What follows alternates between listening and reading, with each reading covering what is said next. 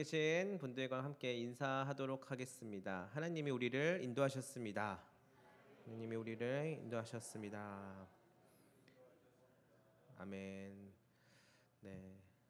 여러분, 하나님이 여러분들을 이곳 가운데 인도하심을 믿으시죠? 네. 수요일 날 좀 허전해서 밥 먹고 할 게 없어서 오신 거 아니시죠? 네. 좀 심심하기도 하고 교회 가면 좀 에어컨 시원하게 틀어준다는 데서 오신 거 아니시죠? 네. 하나님이 오늘 여러분들을 다른 어디도 아닌 이곳으로 인도하셨습니다. 그 이유는요, 하나님의 말씀을 통하여서 여러분들이 새롭게 되고 회복되고 하나님의 은혜로 충만하게 하기 위하여서입니다. 아멘. 여호와 이레의 하나님을 오늘 말씀 가운데 경험하시는 여러분들 되시길 바랍니다. 잠깐 저희 가족 이야기를 좀 하려고 합니다. 저희 집에는요, 제가 세상에서 가장 사랑하는 여자들이 3명이나 있어요. 1명도 아니고 2명도 아니고 3명이나 있는데요. 우리 사진 한번 보여주시겠어요? 네. 이렇게 3명이나 있습니다. 네. 집에 3명이 있는데요. 한 분은 무서운 분이시고요. 또한 한 분은 제가 짝사랑하는 분이고요. 또 마지막 한 명은 맨날 티격태격 놀리고 울리는 그런 맛이 있는 귀여운 분입니다. 아무래도 여자들이 집안에 많다 보니까요, 저는 늘 항상 이분들의 눈치를 보면서 살 수밖에 없어요. 여행을 가도 이분들이 원하는 곳으로, 음식을 먹어도 이분들이 먹고 싶은 곳으로 가야 합니다. 어쩌다가 의견이 달라서요, 서로 갈등 아닌 갈등이 일어날 것 같으면은요, 갑자기 아까 말했었던 무서운 분을 중심으로 2명의 여자들이 같은 편을 먹어요. 그래서 3명이서 3대1로 똘똘 뭉치면요, 저 혼자 약간 외롭고 쓸쓸할 때가 있습니다. 네, 다행히 지금 듣고 있는 것 같긴 하지만 어쨌든 뭐 그렇지만 대부분은 저를 배려해 주시고요, 불쌍히 여겨 주시고요, 또 긍휼히 여겨 주셔요. 그리고 아주 잘 챙겨 주셔서요, 감사한 마음으로 행복하게 매일매일 지내고 있습니다. 네, 어쨌든 항상 마음 한켠에 미안함도 있고요, 또 하나님께서 제게 주신 가족이라는 귀한 선물이라고 생각합니다. 자, 그 중에 한 명인 제가 짝사랑하고 있는 분이 있는데요, 그분은 바로 이분이에요. 네, 전예봄이라고 하는 분인데요. 네, 처음 이 세상에 태어난 날에 첫 아이를 키우는 부모의 입장에서 정말 모든 것들이 신비롭고 하나하나가 소중하고 예뻐 보였습니다. 그리고 저는 지금도 혼자서 예봄 아리를 하고 있는 중입니다. 지금은 벌써 7살이 되어서요, 내년에는 학교에 들어가게 되는데요, 예봄이가 어릴 적에 기저귀 차고 분유 먹일 때가 있었는데요, 그때를 저는 잊을 수가 없어요. 예봄이가 아기 시절을 저는 한 번씩 핸드폰에 있는 사진을 들여다보고는 하는데요, 처음 아이를 낳고 이제 조리원에 들어갔을 때 저기 유리창 너머에 수십 명의 신생아들이 있는데요, 그 신생아들이 누워 있는 곳에 다 똑같이 생긴 아이들 틈 속에서요, 단번에 찾아내기도 했고요. 또 여러 아이가 앵앵 우는 그 와중에 우리 아이가 우는 울음소리라고 바로 알아들었던 때도 있었던 것 같습니다. 어떻게 그렇게 하였는지 모르겠는데요, 부모란 어쩔 수가 없는 것이라는 생각이 듭니다. 어린 아이는 자신을 표현하는 방법으로 주로 울기 때문에 그 울음소리를 듣고 즉각 자동적으로 반응하는 것이겠죠. 네, 그러던 어느 날 예봄이가 기침을 너무 심하게 해서요, 이제 폐렴으로 병원에 입원하게 된 적이 있어요. 그때는 이제 아직 어리기 때문에 떠듬떠듬 이제 엄마 아빠 뭐 주세요 물 뭐 이런 떠듬떠듬 말을 할 때였는데, 말도 제대로 못하던 때에 이제 아내는 이제 둘째를 임신하고 있을 때였었는데요, 이 아이가 이제 폐렴으로 계속 기침하다가 결국에는 병원에 입원하게 되었습니다. 네, 이 아이가 얼마나 답답하고 힘들었는지 기침을 막 하면서 이제 침대 난간 있잖아요, 입원해 있는 그 침대 난간을 주먹으로 이렇게 계속 팍팍 치더라고요. 네, 얼마나 답답하면 그랬을까라는 생각을 하게 되었습니다. 그 모습을 보면서 부모로서 해줄 수 있는 게 아무것도 없어서 참 마음이 아팠습니다. 그저 염증이 사라질 때까지 링겔을 꽂고 약을 맞으면서 가끔 이 코와 입에다가 이렇게 약을 넣는 네뷸라이저를 하는 방법밖에는 없었어요. 이 아이는 당장 이제 자유롭게 주사기도 빼고 막 다니고 싶어 하지요. 자유롭게 막 돌아다니고 싶어 해요. 성격이 워낙 또 밝다 보니까 막 재밌게 춤추고 놀고 싶어 하는데 저 또한 마음만은 그렇게 해주고 싶었습니다. 자유롭게 돌아다니게 해주고 싶었어요. 다만 원하는 바를 원하는 방식으로 당장 해줄 수가 없었습니다. 이 아이가 이겨낼 수 있도록요, 그저 같이 기침하는 아이를 붙들고 기도하는 방법밖에 없었습니다. 그렇다고 이 아이를 그냥 방치하고 나몰라라 하고 있었던 것은 아니었었어요. 이미 함께 아파하고요, 함께 책임져 주고 있는 것이에요. 저희 아내는 잠시라도 엄마랑 떨어지면 이 아이가 불안해할까봐 화장실도 못 가고 옆에 꼭 붙어 있었어요. 옆에 꼭 붙어서 계속 있다 보니까 나중에 방광염에 걸리기도 하였습니다. 꼭 껴안아주고 눈물을 흘리며 기침이 멎을 때까지 긴 밤을 지새운 것이에요.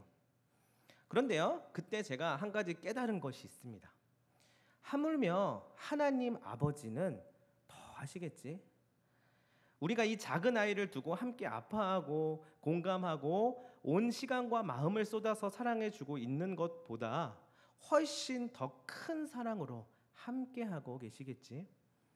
그리고 거기서 끝이 아니라 그 어려움과 아픔의 시간 뒤에 곧 결말은 복된 은혜와 감격으로 덧입혀 주신다는 것을 알게 되었습니다.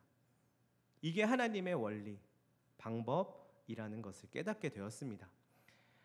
어디 멀리 떠나신 것도 아니고 나몰라라 방관하시고 계신 것도 아니고 한결같이 함께하고 계신다는 것이에요. 그리고 함께하시며 가장 복되고 아름다운 보상으로 응답하여 주신다는 것입니다. 아픔 뒤에, 고난 뒤에 비로소 기쁨과 영광 가운데 참여케 하신다는 것이에요.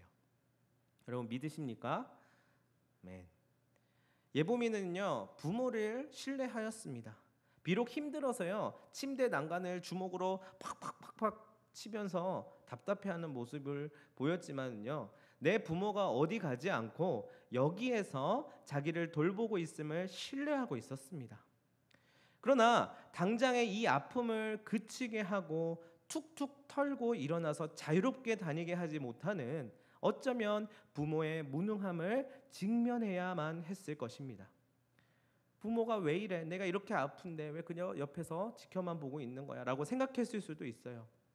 그러나 본능적으로 신뢰하며 기대었던 것이에요. 원래 신뢰라고 하는 게 잘 안 보이고 명확하거나 확실한 성격을 가진 건 아닌 것 같더라고요. 보이지 않고요, 긴가민가합니다. 근데 신뢰를 선택해야만 할 것 같은 느낌이 들어요. 뭔가 명확하게 보이지도 않고 긴가민가하는 것이 맞아요. 그렇지만 그럼에도 불구하고 이 신뢰하는 마음을 선택해야 될 것 같은 그런 느낌이 듭니다. 왜냐하면 다른 방법이 없기 때문입니다. 다만 날 사랑하는 분을 의지하는 것입니다. 우리가 하나님을 신뢰할 때도요, 매번 흔들리고 긴가민가하고 뭔가 딱 명확하고 또한 확고하지 않을 때가 너무나도 많이 있더라고요. 그런데요, 그럼에도 불구하고 하나님을 믿어보는 것이에요. 적어도 이분이 나를 놓지 않고 나를 망하게 하시지 않음을 믿는 것이에요. 그것을 선택하는 것입니다. 그리고 그 결과로서 은혜를 이제 경험하게 되면 이제 그것이 담대함의 경험이 됩니다. 그럼 나중에 또 어려움과 고난을 만나게 되었을 때 그때 그 하나님을 신뢰하게 되는 것이에요. 또 똑같이 어려운 상황 속에서 내가 할 수 있는 게 없고 뭔가 상황에 빨리빨리 응답되거나 바뀌지 않는 것 같은 느낌이 들지만 그럼에도 불구하고 또 뭐 보이지 않고 잘 긴가민가한 마음도 들지만 그럼에도 불구하고 나와 함께 하신 하나님이 나를 방관하시지 않고 버려두지 않으시고 함께 하시며 나의 아픔 가운데 공감하시며 비로소 이걸 통하여서 더 큰 기쁨과 은혜 가운데로 인도하신다는 것을 신뢰하는 것이에요. 오늘 우리가 읽은 본문을 보면은요, 아브라함과 이삭의 이야기가 나옵니다. 아브라함은요, 아들 이삭을 바치라는 이해할 수 없는 요청에 응답해야만 하였습니다. 아브라함은 두 가지 중 하나를 선택해야 했는데요. 뭐냐면 바로 받들든지 또 안 받들든지, 둘 중에 하나를 선택해야 했었어요. 어쨌든 결과적으로 아브라함은요 받들었습니다. 그러나 이해가 안 되는 일이었어요. 어렵게 그 많은 나이에 100세 얻은 귀한 아들이었던 이삭을 갑자기 바치라는 그 명령을 도대체 누가 이해할 수 있겠습니까? 그것도 모리아 산에서 자기 손으로 아이를 죽게 해야 한다라면 제정신이 아니었겠죠. 그런데 하나님을 신뢰하며 믿음으로 나아가야 하는 이 당면해 있던 사안이 지금 눈앞에 있는 것입니다. 이해가 되지 않는데 순종은 해야 되겠고 받아들여야 하는 상황이 되었다는 것입니다. 여러분, 이렇게 때로는 이해할 수 없는 일들이요 펼쳐지는 우리의 삶이 있습니다. 마치 어려운 시험 문제를 만났을 때 그 문제를 어떻게든 풀어보려고 하지만 여지없이 틀리는 것처럼 도대체 왜 틀렸는지도 모르겠고 풀 수 있는 방법도 모르겠는 그런 때가 있다는 것이에요. 그만큼 어려운 문제와도 같은 상황이라는 뜻이죠. 이렇듯 우리의 인생도 마치 어려운 문제와도 같을 때가 있더라는 것입니다. 오늘 본문에서 아브라함도 이렇게 어려운 문제에 봉착해 있었습니다. 자, 여기에서 중요한 것은 그가 하나님을 신뢰했다는 것이에요. 머리로는 절대 이해가 되지 않아요. 그렇지만 주신 응답대로 문제를 풀어갔다는 것입니다. 이것은 그냥 수학 문제 풀려다 틀리는 것처럼 그냥 땡 하고 마는 그런 문제도 아니고요. 일생일대의 최대의 난제이자 어쩌면 자기보다 더 소중한 것을 내어놓아야 하는 절체절명의 문제였습니다. 그러나 무언가 하나님의 음성을 들었던 것 같아요. 그리고 그것을 행하게 됩니다. 대부분 우리에게 있어서 하나님의 음성이 들리지 않는 이유는요, 이미 주어진 하나님의 말씀을 회피하고 받아들이지 못해서일 때가 많이 있습니다. 이해가 되지 않으니 이해가 될 때까지 이 앞에다가 두고 문제 앞에 머리만 굴리고 있는 것이에요. 오늘 본문에 이삭이 7절에서 이렇게 묻습니다. 이삭이 이르되 불과 나무는 있거니와 번제할 어린 양은 어디 있나이까? 물어볼 수 있죠. 그러자 이렇게 대답합니다. 아브라함이 이르되 내 아들아, 번제할 어린 양은 하나님이 자기를 위하여 친히 준비하시리라 라고 말하였습니다. 쉽게 말하면요, 아들아, 하나님이 준비해 줄 거다라고 안심시킨 것입니다. 여러분, 사실은 거짓말이죠.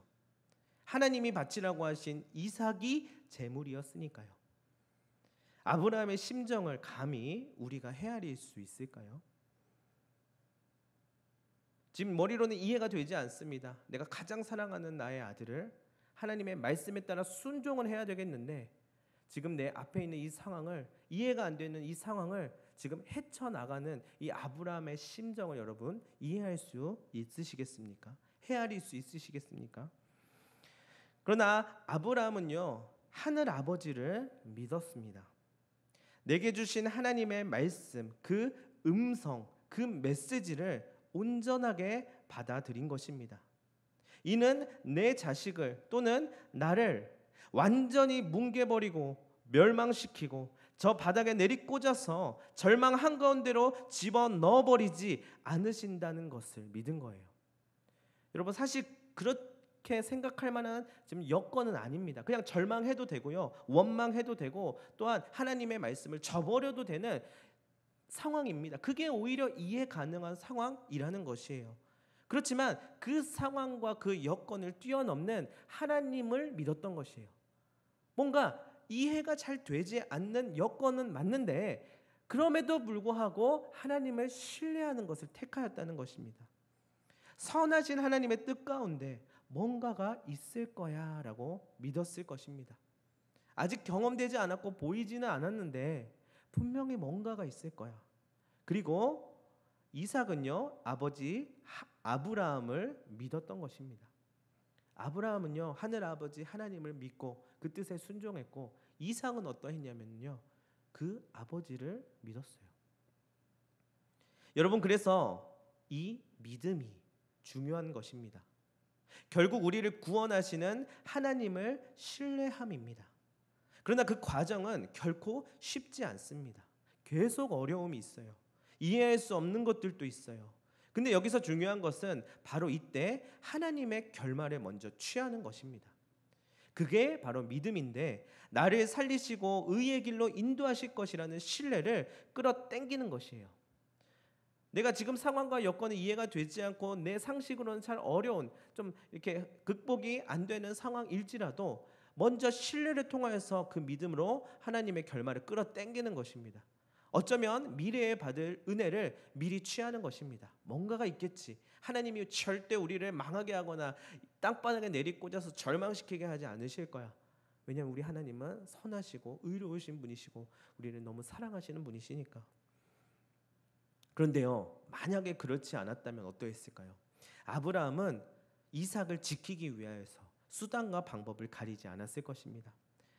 하나님이고 뭐고 이런 하나님이면 저기 갖다 버리는 게 낫다고 이야기하였을 것입니다. 자기 안에서 이해가 되는 방법으로 도망가는 것을 택했을 것입니다. 하나님의 말씀이 마음에 들지 않았기 때문에 다른 선택을 하였을 거란 말입니다. 아니면 애초에 하나님의 음성이 안 들린다고, 이건 하나님의 메시지가 아니라고 끝까지 버티고 우겼을 거예요. 에이, 이거 아니잖아요. 왜 이러세요? 이거 아니잖아요. 그건 그냥 뭐 내가 하는 생각이지 하나님의 뜻과 음성은 아니겠지. 끝까지 버티고 우겼을 것이에요. 그리고 이 모습은 결국 그가 원하는 대답을 들을 때까지 쭉 이어졌을 것입니다. 자, 이삭 또한 마찬가지입니다. 이삭 또한 마찬가지예요. 뭔가 이상한 낌새를 느끼고 눈치로 상황 파악을 한 뒤에 아버지 뒤통수를 내려치고 저 멀리 도망을 갔어야 했을 상황이에요. 이거 이대로 가다간 죽겠구나. 이대로 가다간 내가 지금 죽으러 가는 것이구나. 생존을 위하여서 아브라함을 벗어나서 안전한 곳으로 피신했어야 했을 것입니다. 여러분, 그게 상식이란 말이에요. 여러분, 오히려 이것이 정상적인 거 아니겠습니까? 그런데요, 이 관계 안에서는 지금 이삭과 아브라함과 하나님이라고 하는 이 관계성 안에서 오늘 본문 가운데 자세히 보면은요, 보이지 않는 무언가가 있었어요. 보이지 않는 무언가가 있었으니 그것은 바로 믿음입니다. 그것은 바로 신뢰입니다. 그것은 바로 사랑입니다. 그리고 결국에는 이게 비결이 되었다는 것이에요. 살아계신 하나님의 현존을 경험할 수 있었고요, 나를 향한 예비하심과 인도하심, 그리고 사랑하심을 깨닫게 되었다는 것입니다. 자, 다시 돌아옵니다.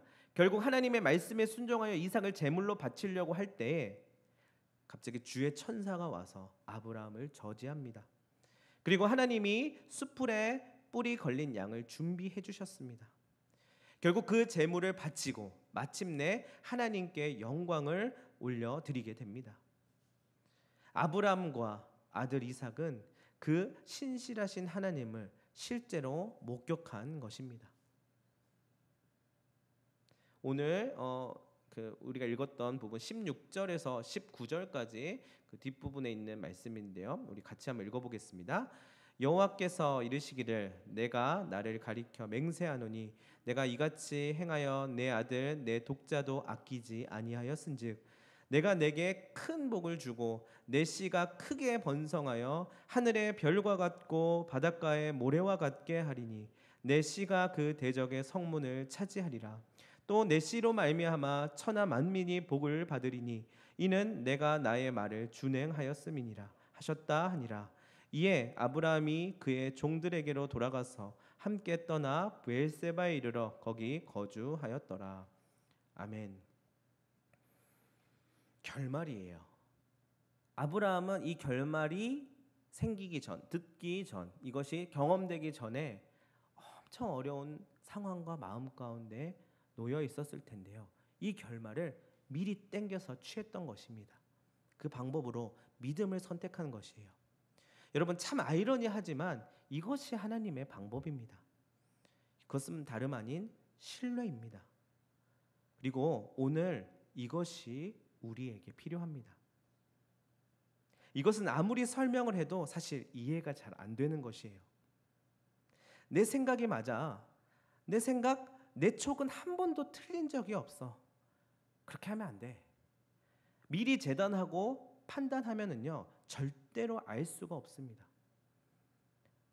생각해보세요. 이삭이 미리 그것을 내 촉은 틀리지가 않아 하면서 판단했다면 도망갔어야 해요. 아브라함의 뒤통수를 탁 때리고 내가 죽겠구나 하고 도망갔어야 했고요. 아브라함도 이거 이대로 순종했다가는 멸망을 면하지 못하겠다 해서 하나님의 말씀을 외면하든지 아니면 저 멀리 도망가였어야 맞았던 상황이었습니다.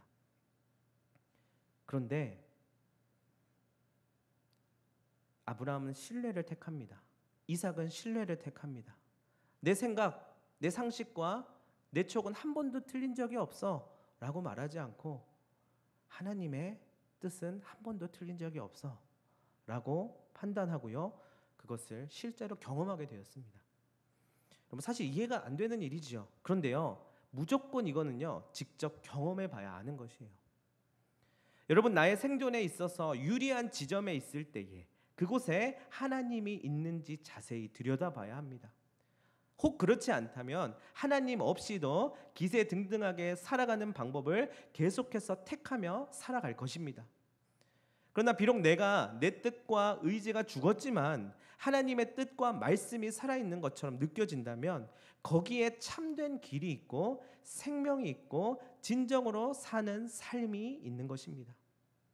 그리고 이게 그리스도인의 생활입니다. 이 맛을 보면은요 고난이 두렵지가 않아요. 아니 솔직히 말해서 두렵지요. 두렵지만 이겨낼 수 있는 힘이 있는 것입니다. 왜냐하면 내 상식으로 택할 수 있는 방법들이 10가지가 있는 것보다 그것보다 더 뛰어난 하나님의 방법을 내가 믿음으로 신뢰함으로 그것을 취하는 것이잖아요. 그러면 어떠한 일이 다가오든지 간에 어떠한 그 일이 하나님을 이길 수 있겠어요? 내 상식으로 해결해 보려고 하는 모든 일들을 뛰어넘는 하나님의 능력이 나와 함께 하신다고 믿음으로 나아가는 것을 선택한다라고 한다면 어떠한 일이든지 이겨낼 수 있는 가장 든든한 힘이 함께하고 있는 것입니다. 왜 그렇습니까? 왜냐하면 나의 하늘 아버지를 신뢰하기 때문입니다. 예비하시고 준비하시는 주님이 살아계시고 우리와 함께 하신다는데 두려움이 다가올 때에 그 하나님을 붙들고 의지하는 것입니다. 그렇지만은요 이것이 쉬운 일은 아니에요. 왜냐하면 이를 방해하는 생각들이 있기 때문입니다. 하나님의 뜻을 싫어하는 원수가 다름 아닌 생각으로 들어옵니다. 그러면 안 돼. 안전함이라고 하는 명분으로요 하나님의 음성을 외면하고 내 귀에 달콤한 메시지만 추려서 듣게 하는데요. 그럼 나의 생각이 더욱 확고해지고 나의 뜻과 그리고 그 뜻에 동의해주는 사람들만이 내게 남아있게 됩니다. 결국 내가 나를 견고하게 하기 위한 성 안에서 한 발자국도 나오지 않게 되는 것입니다. 하나님의 말씀이 내게 닿았을 때에 너무 많은 생각을 하지 말고 다만 나를 가장 선하게 인도하실 하나님만을 의지하는 용기와 결단이 필요합니다. 그것이 신뢰예요. 믿음이에요. 그리고 이것은 다름 아닌 듣는 마음을 통해 생겨난다는 것을 잊지 마시기를 바랍니다. 성경에 보면은요 예수님께서 특별히 이렇게 말씀하시죠. 귀 있는 자는 들으라 라는 말씀을 많이 하시죠. 그러면 뭐 귀 없는 자는 듣지 말란 말입니까? 귀 있는 자는 들으라. 무슨 말일까요? 이 말은요 진짜 좀 들으라는 말이에요. 다른 의미가 아니라 그냥 진짜 좀 들으라는 말이에요. 귀 있는 자가 누구일까? 생각할 필요가 없어요. 나예요, 나. 나한테 하시는 말씀이에요. 귀 있는 자 너 들어라, 좀 들어. 좀 들으라고 말씀하시는 것인데 왜 그렇게 말씀하시냐면 들어야 하니까요. 여러분, 사랑하는 여러분, 이 들음의 여정, 믿음의 여정을 함께 하시지 않으시겠습니까? 네. 아멘이 나올 줄 알았어요, 저는. 근데 속으로 하셨다고 생각합니다. 네. 이 들음의 여정과 믿음의 여정이요. 좀 생각 좀 해볼게요. 좋은 말씀이긴 한데요. 잠깐만요. 여러분 생각을 많이 해서는 안 되는 것이에요. 근데 하나님의 어떠한 음성으로 내게 있어서 주시는 마음인지는 깊이 묵상하고 상고하는 것은 필요합니다. 이게 하나님의 뜻인지 나의 욕심인지를 분별하는 것은 반드시 필요한 것이겠지요. 그러나 내가 회피하지 아니하고 넘어가지 아니하고 하나님이 내게 주신 분명한 메시지라고 내가 듣고 그것을 마음으로 받아들이게 되면은요, 그때부터는 그것을 밀고 나가야 되는 것이에요. 그래야 예비된 축복들을 경험할 수 있기 때문입니다. 14절을 함께 우리 같이 읽어보도록 하겠습니다. 시작. 아브라함이 그 땅 이름을 여호와 이레라 하였으므로 오늘날까지 사람들이 이르기를 여호와의 산에서 준비되리라 하더라. 아멘. 자, 여기서 땅이 나오는데요, 이 땅 이름을 여호와 이레라고 짓고 뜻은 하나님께서 예비하시다라는 뜻으로 불렀다고 합니다. 아브라함 자기 스스로가 만든 이름이 아니에요. 아브라함 스스로가 명칭한 이름이 아니에요. 아브라함 생각에서 나온 것이 아니라는 것이에요.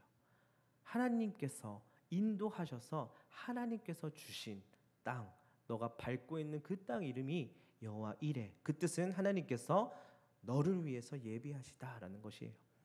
자기를 인도하신 하나님의 음성을 따라서 부른 이름입니다. 여호와 이레. 여러분이 있는 곳은 현재 무슨 땅입니까? 어느 땅에서 살고 싶으십니까? 한남동이요? 강남이요? 분당이요? 어디든 상관없어요. 근데 그 땅이요, 방화동이든 인천이든 강화도든 상관없습니다. 그런데 그곳이 여호와 이레의 땅이 되기를 간절히 축복합니다. 어느 땅을 딛고 어느 나라의 시민으로 누구의 통치를 받으며 살고 싶으신가요? 바라옵기는 부디 그 땅이 생명의 땅이 되기를 바랍니다. 그리고 또 다른 이름으로 오직 하나님께서 예비하신 여호와 이레 축복의 땅이 되기를 간절히 바랍니다. 그 땅에서는 살아가는 방법과 원리가 있어야 합니다. 그것은 하나님께서 예비하신 삶을 살기 위하여서 모든 문제와 상황들 속에서 어려움과 고난들 속에서 하나님의 방법을, 하나님의 음성을 듣는 방법을 택하는 것이에요. 그렇지 않으면 여호와 이레의 땅이 아니잖아요. 하나님 아버지, 어떻게 해야 될까요? 이게 더 좋아 보이네요. 하나님의 뜻은 이것일 거라고 믿어 의심치 않습니다. 여호와 이레의 하나님, 내 뜻을 주장하니 이 뜻대로 해주세요. 와, 그러면 얼마나 좋겠어요, 그렇죠? 저도 그렇게 되기를 축복합니다. 그렇지만 하나님의 뜻이 내 뜻보다 앞서게 하시고 내 뜻이 하나님의 뜻보다 앞서지 않게 해주세요 라고 우리는 고백할 수 있어야 합니다. 그래야 하나님께서 예비하신 그 땅에서 여호와 이레라고 하는 이름을 부르면서 살아갈 수 있는 것이잖아요.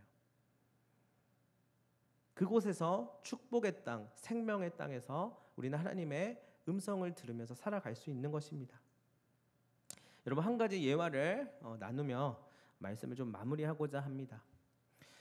여러분들도 삶을 살아가다 보면은 많은 선택을 해야 되는 순간들이 있으셨을 것입니다.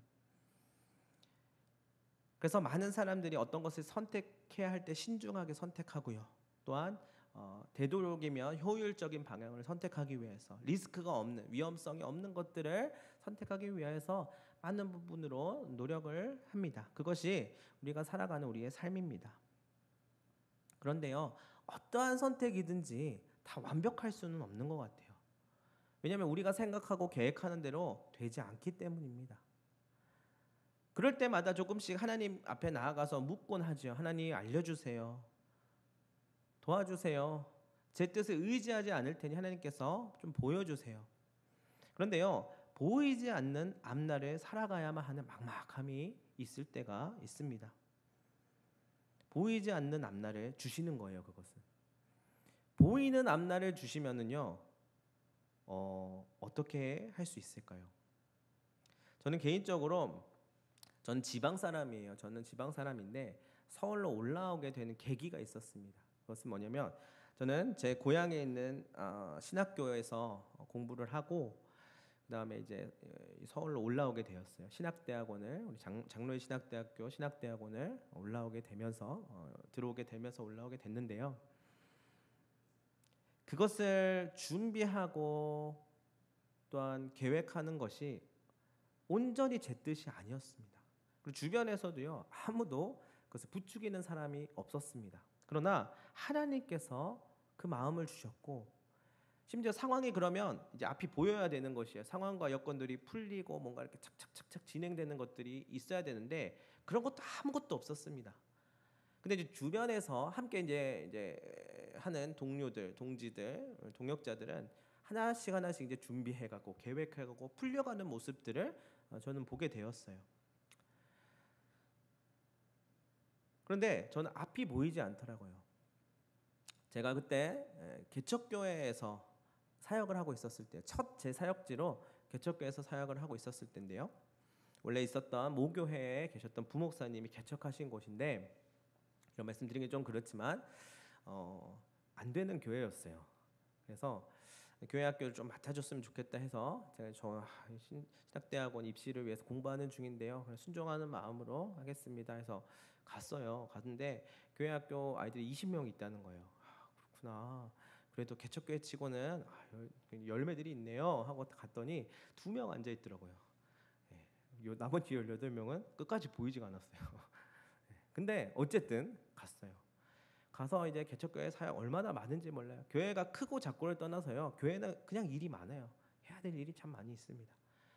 교사들끼리 같이 교사 성경 공부도 하고 나름대로 열심히 했습니다.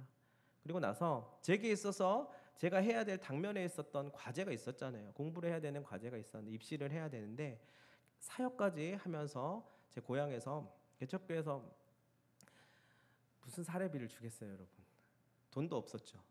근데 제 친구들은 서울에 막 방을 얻고 하다못해 고시원에 들어가든지 아니면 친척들 집에라든지 막 이렇게 하면서 막 서울에 있는 스터디 모임을 다니고 그렇다고 하더라고요. 방법이 없었습니다. 어떠한 여건을 봐도 이것은 보이지 않았습니다. 근데 하나님께서는 마음을 주시더라고요. 어떻게 해야 됩니까, 이거? 근데 순종했어요. 하나님의 말씀 따라서 가겠습니다. 그래서 기도하면서 제게 주어진 것들을 하나씩 하나씩 하였을 때가 있었습니다. 차비가 나오지 않는 사례비를 받고 서울에 있는 스터디를 어렵게 들어가게 되었어요. 그래서 일주일에 한 번씩 가서 공부를 하고 내려오는 생활을 한 10개월을 했습니다. 근데 갈 차비는 있는데 올 차비가 없을 때가 있었고요. 또 가고 올 차비는 겨우 생겼는데 먹을 식사를 해결할 돈이 없을 때도 있었어요. 무엇보다도 제일 중요한 것은요. 한 번 올라가면 월요일날 이제 스터디가 있었는데 적어도 월요일날 갔다가 월요일날 오는 건 좀 억울한 일이에요. 가서 공부를 할 수 있는 그 모임과 또 이 공부 분위기 안에서 공부하는 도서관이라든지 그런 데서 좀 적어도 좀 있어야 되는 그런 분위기가 있었는데 저도 그렇게 하고 싶었습니다. 그래서 하루하루씩 같이 공부하는 사람들의 집을 전전긍긍하면서 하루하루씩 잤어요. 하루는 A라고 하는 사람 집에서, 그 다음 날은 B라고 하는 사람 집에서, 그 다음 C라고 하는 사람 집에서 겨우 부탁을 해가지고 염치를 불구하고 그렇게 잤습니다. 잠만 잤어요. 도서관에서 11시까지 공부하고 한 12시쯤에 들어가서 잠만 자고 나오는. 그런데요, 막막했습니다. 왜냐면은요, A라고 하는 사람의 집에서 하루 자고 그 다음 B라고 하는 사람 집에서 자야 되는데 전화를 안 받는 거예요. 왜 안 받았을까요? 그날따라 기분이 별로였었나 봐요. 아니면 나한테 삐진 게 있었나 봐요. 전화를 안 받으면 저는 갈 데가 없습니다, 여러분. 막막하지 않습니까? 이것은 하나님이 나에게 가지 말라고 하는 사인이야. 하나님 마음 주신 거는 내 생각이고 내 욕심이고 하나님께서는 나한테 그런 말씀 하시지 않으셨어. 상황이 여건이 말해주잖아. 빨리 집에 가서 잠자고 발 닦고 있어야지. 여러분 그런 생각을 했을 법도 한데 지기 싫었어요. 아니야, 이겨내야 돼. 근데 어떻게 이겨내냐고요. 그래서 참 막막했습니다. 그래서 고속터미널에 있는 그 성모병원 응급실에서 보내기도 하고요. 때로는 막 길가에서 잔 적도 있었어요. 놀이터에서 그때 2월 달이었었는데요. 놀이터 미끄럼틀에서 자다가 입 돌아갈 뻔했습니다. 가끔은 꽃집 차량이 있었는데 천막으로 쳐져 있더라고요. 여기 따뜻하겠다 해서 들어갔다가 다음 날이 되었을 때 이 차가 달리고 있으면 어떡하지라는 생각을 해서 내렸습니다. 여러분 이거는 상황과 여건이 만들어주는 것이 아니었었어요. 근데 눈물로 확 지내고 있는데 하나님 말씀을 통해서 위로를 주시는 거예요. 눈물을 흘리며 씨를 뿌리는 자는 기쁨으로 단을 거두리로다. 아멘이 나오면 안 되잖아요. 근데 아멘 하고 다 공부합니다. 또 하나님 또 위로해 주시는구나. 야, 그때마다 갑자기 응답을 주시고 기도하게 하시고 하나님과 관계가 더 깊어지게 하시는 것이에요. 그리고 오늘 말씀의 제목처럼 여호와 이레의 하나님을 경험하게 하시는 것 같아요. 그때 생각했어요. 내 여건이 다 갖추어져 있고 내 상황이 다 갖추어져 있고 내게서 살 수 있는 능력이 아직도 충분히 있더라면 여호와 이레의 하나님이라 고백할 수 있을까라는 생각을 하게 되었어요. 그러자 그 땅이 내가 밟고 있는 그 땅, 내가 지나가고 걸어가고 있는 그 모든 땅이 여호와 이레라는 생각을 하게 되었습니다. 그러고 나서 그렇게 10개월 지나가고 또 11월 달 시험을 보게 되었고요. 다행히도 합격을 하게 되었어요. 이건 좀 자랑이긴 한데요. 같이 공부한 스터디 모임에서 가장 좋은 성적으로 합격을 하게 되었어요. 제 머리가 똑똑해서 그런 게 아니라요. 제가 그만큼 간절했거든요. 남들은 좀 공부하고 좀 집에서 이제 누울 곳이 있으니까 편하게 눕고 좀 잠도 자고 하는데 누울 곳이 없는 저는 도서관에서 한 장이라도 더 보고 잤어요. 근데 그것이 여호와 일이었다는 것이에요. 그때 제가 이제 깨달은 것은 바로 그거예요. 그 젊은 신학생이었을 때에 하나님의 인도하심을 받는 것이 이런 맛이 있구나. 제가 그것을 경험하고 나니까요. 두려움이 사라졌습니다. 라고 말하면 뻥이죠. 거짓말이죠. 두려움은 있죠. 왜 없겠어요. 근데 이겨낼 수 있는 힘이 하나님께 있다는 것을 신뢰하게 되었어요. 그때는 그냥 하루 자는 것이 문제였었습니다. 다음 길을 어떻게 해결해야 되지? 막 걸어 다녔어요. 광나루에서부터 고속터미널까지 걸어 다니고요. 서울 땅도 모르면서. 근데 제가 여호와 이레를 경험하게 되니까요. 하나님의 인도하심을 신뢰하게 되니까 그때 있었던 문제가 지금 아무것도 아닌 게 되어버렸고요. 하나님의 인도하심을 따라서 학교도 잘 다니고 그리고 제가 공부하고 싶은 공부를 마음껏 할 수 있게 되었어요. 그 뒤로도 항상 하나님의 인도하심이 있었고요. 사랑하는 여인을 만나 결혼도 하고 무서운 분을 만나서 결혼도 하고 두 딸도 얻게 되고 또 이렇게 좋은 교회에서 사역을 하게 되었지 않습니까? 근데 그 비결은 여호와 이레의 하나님이었다는 것을 그때는 몰랐는데 제가 믿음으로 끌어당겨서 하나님 제가 그 신뢰함으로써 하나님의 뜻을 제가 발견하겠습니다라고 하는 그 작은 그 눈물의 고백이 하나님의 인도하심을 경험하는 축복이 되었다는 것입니다. 여러분 제 얘기를 너무 많이 해서 죄송합니다. 그렇지만 신앙은 저는 삶이라고 생각해요. 예배당에서 마음껏 아멘 그렇습니다 믿습니다 하고 나서 문 밖을 열고 나가는 순간부터 그 모든 은혜들을 잃어버리는 게 우리의 모습이거든요. 심지어는 나가면 아직 나가지도 않았는데 문 열기 전까지 그 몇 걸음 사이의 은혜를 잃어버리기도 하는 우리의 모습이에요. 그런데 진짜 믿음의 삶은요, 진짜 신뢰의 삶, 또 신앙의 삶은요, 이 문 바깥에서부터 시작되는 것이에요. 여러분의 삶을 통하여서 여호와 이레의 하나님을 저는 경험하시기를 바랍니다. 여러분 그것이 신앙생활이고요. 그리스도인의 생활입니다. 그러면 어려움과 고난이 다가왔을 때 안 보이고 즉각 응답되지 않는 하나님이지만 내 안에서 생생하게 살아있는 그 하나님을 의심하지 않고 붙들면서 나아갈 수가 있는 것 같아요. 여러분 그러한 삶을 사모하시고 또한 그러한 삶을 통하여 오히려 하나님의 은혜들을 이야기할 수 있는 그런 사람들이 될 수 있으시기를 바랍니다. 이제 후반기를 시작하게 됩니다. 여러분들에게 아마도 수많은 일들이 기다리고 있을 것이에요. 그때마다 살아계신 하나님, 나를 사랑하시고 나를 보호하시며 나를 여전히 바라보고 계시는 그 하나님을 신뢰하고 믿으며 담대히 나아가시기를 바랍니다. 주님께서 예비해 주신 은혜들이 곳곳에 있을 것입니다. 한 걸음 한 걸음씩 나아가며 함께 발견해가는 우리 모두가 되기를 간절히 소망합니다. 기도하도록 하겠습니다. 하나님 아버지, 우리에게 예비된 준비된